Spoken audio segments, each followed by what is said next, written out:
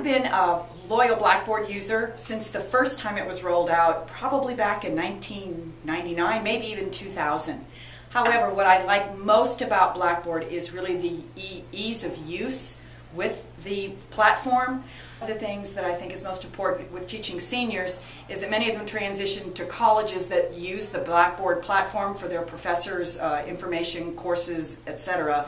And since they would have been exposed to it here at the high school level, they're very familiar with it when they go off to college and find a lot of ease, and they feel comfortable because it is something that they have worked with before. I really like using rubrics in Blackboard because you can add your rubric with your categories, any categories you'd like. You can actually rename your categories and then add a point system to those.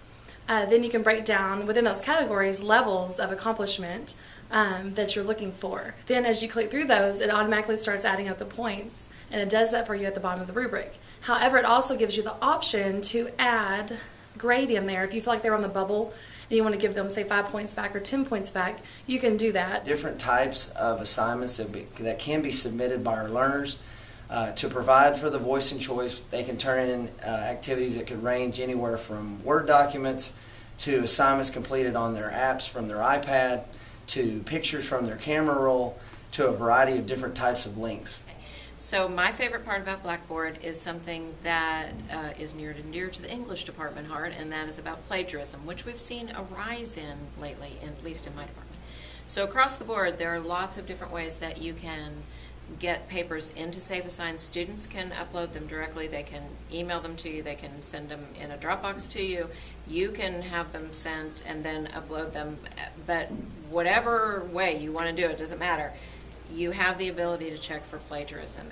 So one of my favorite things about Blackboard is the statistics you can run after an assessment. You can pull up a data table that shows you which students missed which questions were frequently missed, and it grades your actual assessment.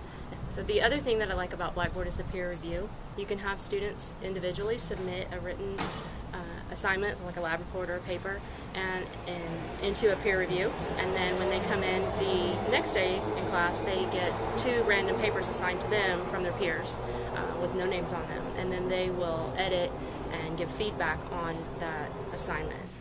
I use it for organization. I use it because my students need access to things anywhere, anytime, and we haven't always had something that was a one-time, anywhere, anytime thing. I've used it for my own children because I liked going to one place and having all of their stuff on one place, and I color code things. I just make it real user-friendly. Hello! I'd now like to talk about discussion boards. Discussion boards in Blackboard are set up in a way that's very easy for the educators to not only track participation, but also see connecting threads to other learners' progress and participation. Blackboard comes through on my phone and my iPad, so it's easy to get all announcements from my teacher, and all of her documents are still on Blackboard later on when I need them, so I can go back and look at materials whenever I need to from prior in the year.